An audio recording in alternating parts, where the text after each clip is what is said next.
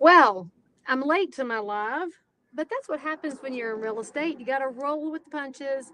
And you also always make sure that if you're going to turn your video camera on, that you're stopped in a safe place where you have some internet. So, welcome to Thursdays with Leigh Brown Live. We've just got a few minutes here where I can answer any of your questions. Maybe you've got some curiosity about what's happening in the real estate market, or as a realtor, what you should be saying to buyers right now. Maybe you're thinking of selling your house, you're trying to figure out the skinny there. So that's what we're here to talk about and answer any questions that you have. So the first question that came in, I'm going to have to actually, let's see, how do I change screens without canceling my live? Oh, law. Let's see. Okay. We've got a question from John. How will the recession affect me as an agent who had his best year in 2021? So, John, the answer is, what are you going to do with yourself when the market changes? I will tell you that when the market changed last time, a lot of realtors just gave up, or they kept preaching the same message from before 2008 had turned wild. And you have to be honest with your clients and with your neighbors about what's happening in the market, because the reality is, right now, it's a good time to sell for some people, but for some people, they should sit tight. And it's a great time to buy for some people, and some people should sit tight. So when you pick up your phone and you just say hi to somebody, let them start the conversation, right? Let them start with, okay, I've got some questions. And that's when you, as a professional, should lean in. So you could have your best year in 2022, and it could be the same. The answer is going to be what you decide to do with the market that's going on and how quickly you adapt to it. So if you are somebody who's a professional realtor and you weren't in real estate during the last recession, A, you need a mentor. B, you need a broker who will guide you through this. And C, you better start educating yourself right now. So I actually spent all day doing a class about how to dominate during a recession, and we should have it ready pretty shortly. So if you're curious about that information, hit me in my DMs or in the comments. And Joe, you're exactly right. 8 and 22 are very different, because in 8 we had a lot of issues with bad paper. The tranching was different.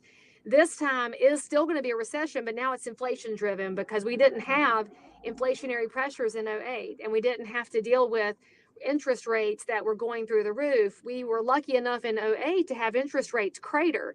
The challenge we have right now is that there's a whole generation of buyers and sellers that think 3% on the 30-year fixed is normal. Spoiler alert, that's not normal, right? So I became a realtor in 2000. When I bought my first house, it was at 11.75% interest, which, I mean, right? It's like, a credit card kind of a rate. But the good thing is, it was the monthly payment that mattered. And so you have to also keep your perspective good when things change. So when 2022 will look different than 08, the biggest thing you gain from somebody who was in the business back then is a little perspective. Because if you think 3% is normal on interest rates, do your homework, go look back over 40 years of 30-year fixed rates, and you'll realize that 3% shouldn't have lasted as long as it did. And the actual historic average is around 6.5%. So we're actually just right now at the historic average. It's all about the monthly, not. So you've got to stay super educated on that. And also, we're in the most competitive real estate market ever. We have almost 1.6 million realtors nationally, and that doesn't count the licensees that aren't a member of the Realtor Association who are bound by the Code of Ethics. And so when you think about the number of realtors in the market, plus the fact that we still have low levels of inventory, plus the fact that the markets are changing and a lot of buyers have interest rate shock right now, you realize that if you're going to dominate, you have to do things that nobody else will do. And spoiler alert, that's called hard work. Hey, for those of y'all that like to work, this could be your best market ever. And especially if you are a truth teller. I forgot to tell you, if you're interested in that new dominating during a recession class, if you send me your email, it's easier for me to get up with you, or just go to the messages on Facebook. I can go there too. You don't have to put your email in the comments, because then a creeper might come to you. And I'm not a fan of creepers, although the ones that say I'm really pretty, I totally save those messages for the days when I really don't feel that way. You understand how I feel. All right, so the next question we had, and by the way, ask a question in the comments if you want. Let's see, Bethany said, how do I know when it's a good time to start buying again during the coming recession? So Bethany, that depends on you, and it depends on your personal financial situation, because you don't try to buy low and sell high. It's the same advice you get in the stock market. Timing the market is impossible.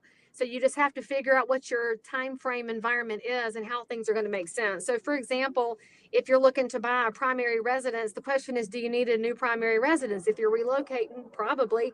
Is the cost of buying comparable to rent? Depends on where you're at.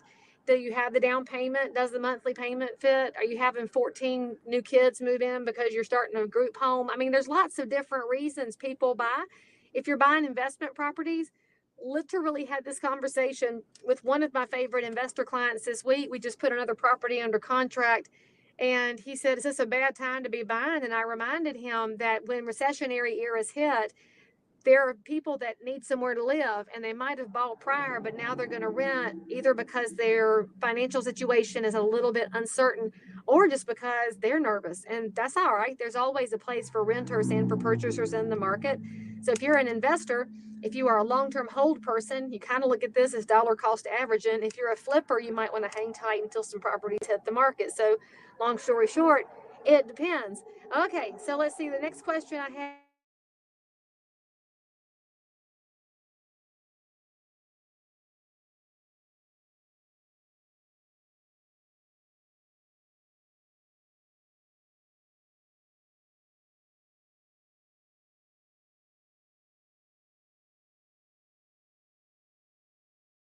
Let's see. Can you hear me again?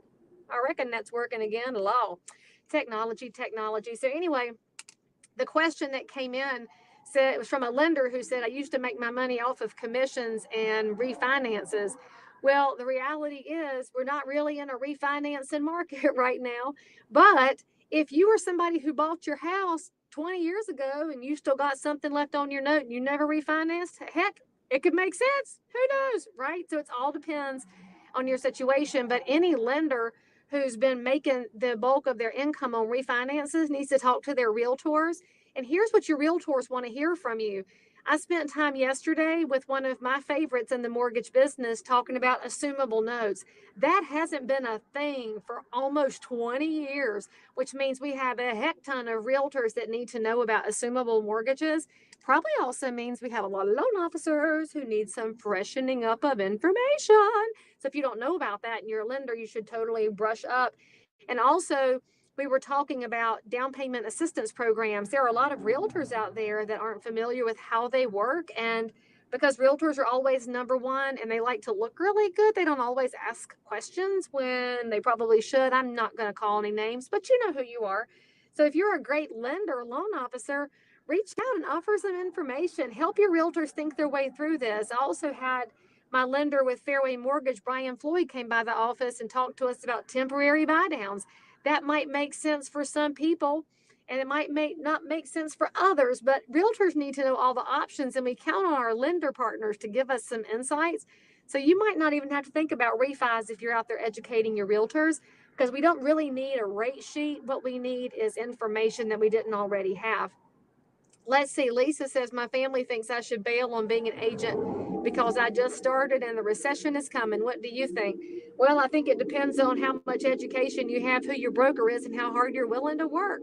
It doesn't matter what's happening in the economic markets. At a certain point, houses are bought and sold in every kind of market conditions. And y'all have to know that.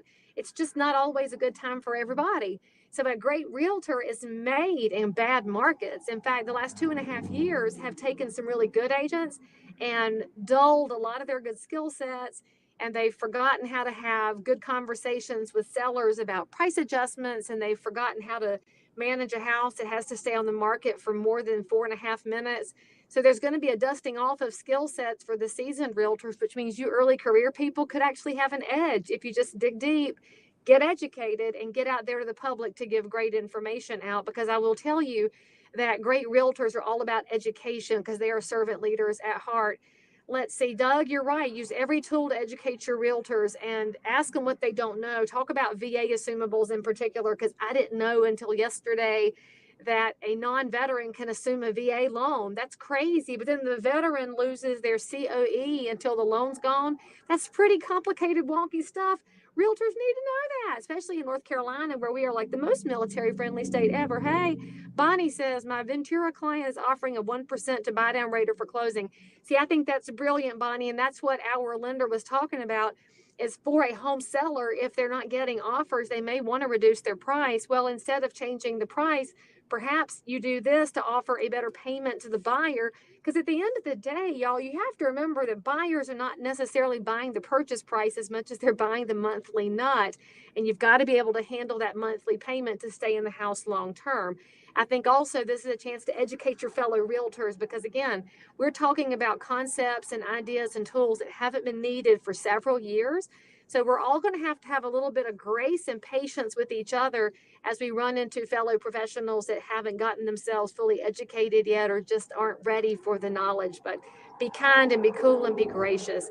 All right, so I'm going to wrap this up unless any other questions come in. We're going to be here on Thursdays at 5:30 to answer your questions, because if you want to dominate during a recession, then you make sure that you have somebody to ask your questions of. And if you happen to need a broker in the Charlotte/Concord area, you should totally come talk to my office. Hey, but in the meantime, talk to your broker and make sure you're up to speed, because realtors serve every neighbor in every zip code, and it is our responsibility to do no harm.